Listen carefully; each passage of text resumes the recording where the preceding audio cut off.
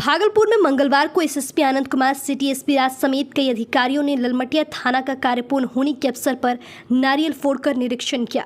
निरीक्षण के पश्चात एसएसपी ने बताया कि भवन बनकर तैयार है, आने वाले दिनों में थाना भवन का उद्घाटन किया जाएगा। एसएसपी आनंद कुमार ने बताया कि भवन के ऊपर पुलिस बैरक बनाए गए हैं, जहां पर महिला कांस्टेबल रह सकती हैं। उनके लिए सुरक्षा के तमाम इंतजाम है, रास्ता भी सेपरेट है। इस भवन के अंदर सभी पुलिस पदाधिकारी रह पाएंगे। मौके पर city SP Shriraj, city DSP Ajay Kumar Chaudhary, city DSP 2 Rakesh Kumar, Bhagalpur के DCP Sanjeev Kumar, inspector Markande Singh, Nathnagar inspector Rajeev Ranjan Singh एवं ललमटिया थानाध्यक्ष राजीव रंजन मौजूद रहे। ये ललमटिया थाना का कार्य पूर्ण हुआ है और उस कार्यों का निरीक्षण किया गया और आने वाले दिनों में इसका विधिवत उद्घाटन होगा और तत्पश्चात जो थाना है यहाँ पे शिफ्ट हो जाएगा और इससे ललमटिया पुलिस को अपने कार्य करने में काफ़ी मदद मिलेगी। और ये थाना G+2 है, इसमें जो टॉप फ्लोर है पूरा महिलाओं के लिए बनाया गया है, उसकी एंट्री भी सेपरेट है और इसमें पदाधिकारियों के और कांस्टेबल्स के रहने की भी पूरी व्यवस्था है, तो उससे पुलिस को कार्य करने में काफ़ी सुलभता होगी।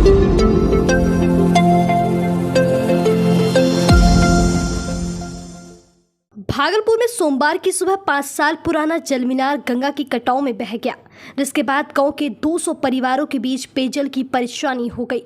ग्रामीणों के अनुसार 14 लाख रुपए से नल जल योजना का काम कराया गया था। अगर समय रहते कटावरोधी कार्य शुरू हो जाता तो जलमीनार बच जाता।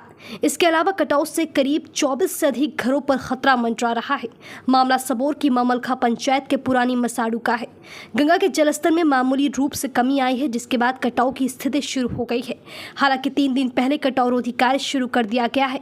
गाँव के पश्चिम भाग में ग्रामीण सड़क के पास कटाव स्थल पर जियो बैग डाले जा रहे हैं, लेकिन कटाव की रफ्तार ज्यादा है।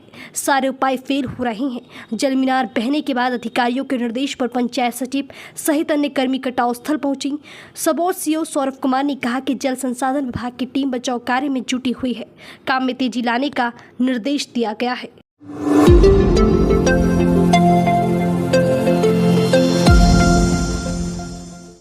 भागलपुर के कहलगांव थाना क्षेत्र अंतर्गत 9वीं की कक्षा की नाबालिग छात्रा के साथ बीच सड़क पर रोककर मोहम्मद शेरू ने अचानक से छेड़खानी और मारपीट करने लगा। वहीं छात्रा ने बताई कि मैं सुबह अपने स्कूल जा रही थी, तभी अचानक से बीच सड़क पर मोहम्मद शेरू ने आकर मुझे रोक लिया और वह मुझसे मेरा मोबाइल नंबर मांगने लगा। मैंने उससे मोबाइल नंबर देने से मना कर दिया। तभी वह अचानक से मेरा हाथ पकड़कर ज़बरदस्ती करने लगा और हमारे साथ मारपीट करने लगा। मोहम्मद शेरू मुझे पूरी तरह से पीटने लगा और तभी अचानक से आसपास के लोग जमा हो गए और मोहम्मद शेरू ने मुझे छोड़ दिया। तभी मोहम्मद शेरू की मां आई और उन्होंने कहा कि तुम लड़की होकर हमारे बेटे से मुंह लगाती हो, अगर यही मारकर फेंक देंगे तो किसी को पता भी नहीं चलेगा। तभी डहरी सहमी किसी तरह अपने स्कूल पहुंची और सारी बात अपने शिक्षक को बताई और स्कूल के प्रधान अध्यापक घटनास्थल पर पहुंची तो मोहम्मद शेरू और उसके परिवार वालों ने स्कूल के शिक्षक के साथ भी बदसलूकी करने लगे। छात्रा ने थाने में आवेदन देते हुए न्याय की गुहार लगाई है। वहीं कहलगांव थाने में पॉक्सो एक्ट के तहत केस दर्ज कर आगे की कार्यवाही की जा रही है। क्या हुआ था उस दिन? हम स्कूल जा रहे थे, कुछ लड़का था, शेरू नाम का एक लड़का था, वो हमको क्या पूरा नाम उसका क्या है? शेरू, मोहम्मद शेरू। अच्छा, उसका पापा का नाम? उसका पापा का नाम हमको नहीं पता। ठीक है। तो वो जा रहा था, हम मतलब कि हम जा रहे थे, वो बोल रहा था हमको कि रुको, तो हम उसको इग्नोर करके हम आगे बढ़ गए। आगे बढ़े तो वो दौड़ के आया और मेरा हाथ पकड़ लिया और हमको कस के थप 2-3 जितना मार सका उतना मारा। फिर हम बोले कि तुम हमको क्यों मारा। जब हाथ छुड़ा लिए तो वहाँ की उसकी मम्मी जो थी और बगल की जो थी वो सब बोलती है, तुम लड़कियों के इतना बोलती है, तुमको काट के फेंक देंगे तो तुमको कोई बचाने वाला नहीं है। ये बात कौन बोला था? उसकी मम्मी बोली थी, शेरू की मम्मी। अच्छा। और बगल में जो थे सब कोई साथ में बोले थे। तो हम वहाँ से कैसे करके भी निकल गए। स्कूल गए तो वहाँ पे मेरी प्रिंसिपल मैम थी और मैम को हम सारा बात बताए तो मैम सर को लेके उस जगह पे पहुँचे। तो जहाँ पे मारपीट हुआ आपके साथ? हाँ, तो वहाँ पे गए तो वो लोग को जैसे बोले तो वो लोग बोला कि हम कुछ किए ही नहीं है। मैम से भी वो लोग सही से बात नहीं कर रहे थे। तो मैम वहाँ से फिर बोली क्या कि यहाँ से नहीं होगा कुछ, चलो तुमको थाना ही जाना पड़ेगा, हम आवेदन लिख के देंगे। तो मैं कहाँ पे ये हुआ था घटना कोतवाली टोला वहाँ पे।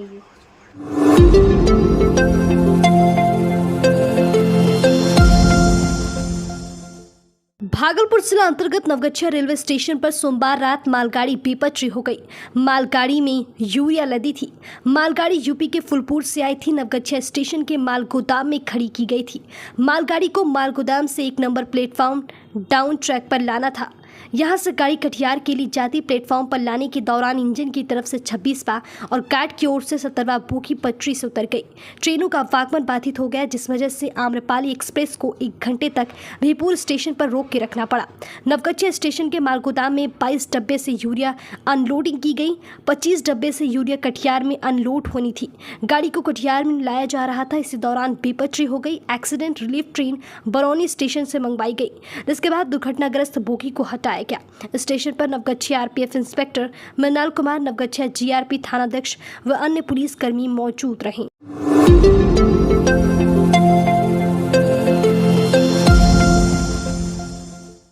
भागलपुर में खेल में 4 वर्ष के बच्चे की तालाब में डूबने से मौत हो गई। वहीं स्थानीय लोगों के द्वारा लगभग 1 घंटे के बाद बच्चे के शव को तालाब से बाहर निकाल लिया गया। पूरा मामला सनहुला थाना क्षेत्र के फाजिलपुर गांव का है। मृतक बच्चे की पहचान फाजिलपुर के रहने वाले वसंत कुमार की 4 वर्ष पुत्र ऋतुराज के रूप में हुई है। मृतक बच्चे देर शाम गाँव के कुछ बच्चों के साथ घर के पास ही मंदिर के समीप तालाब के निकट आपस में खेल रहे थे। इस दौरान वह किसी तरह तालाब में जा गिरा। इसके बाद घर वालों ने उसे खोजना शुरू कर दिया। पता चला कि बच्चा तालाब में डूब गया है, जिसके बाद स्थानीय लोगों की सहायता से बच्चों की खोजबीन की गई और करीब 1 घंटे बाद तालाब से बच्चे का शव को निकाल लिया गया और स्थानीय थाना पुलिस को इसकी जानकारी दी गई। वहीं स्थानीय थाना पुलिस के द्वारा शव को अपने कब्जे में लेकर पोस्टमार्टम कराकर बच्चे के शव को परिजनों को सौंप दिया गया है। वहीं घटना के बाद परिजनों का रो रो कर बुरा हाल है। बता दें कि मृतक बच्चा अपने 4 भाई बहन में सबसे छोटा है और मृतक बच्चे का पिता खेती गृहस्थी का कार्य करके अपने घर की भरण पोषण करता था। रहा था फील्ड पे, खेलते खेलते कैसे पोखर में गया पता नहीं चला और गिर गया।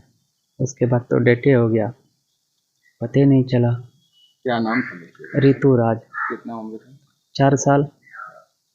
कौन गांव का मामला है? फाजिलपुर सकरामा का। कौन थाना क्षेत्र पड़ता है? सनौला थाना क्षेत्र है।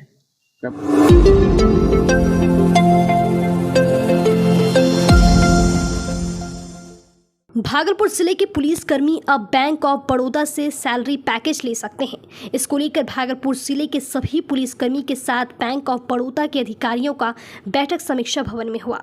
आज की बैठक में भागलपुर जिले के वरीय पुलिस अधीक्षक आनंद कुमार, सिटी एसपी राज, यातायात डीएसपी आशीष कुमार सिंह के साथ जिले के सभी थानों के थानाध्यक्ष, थाने में तैनात दरोगा के साथ पुलिस एसोसिएशन के सभी मेंबर मौजूद थे। वहीं वरीय पुलिस अधीक्षक आनंद कुमार ने कहा कि भागलपुर पुलिस के जितने भी कर्मी हैं, इन लोगों को यदि बैंक ऑफ बड़ौदा से सैलरी पैकेज सहित बैंकों के द्वारा मिलने वाली तमाम सुविधाओं का लाभ लेना हो तो अपना सैलरी खाता बैंक ऑफ बड़ौदा में ट्रांसफर करा सकते हैं।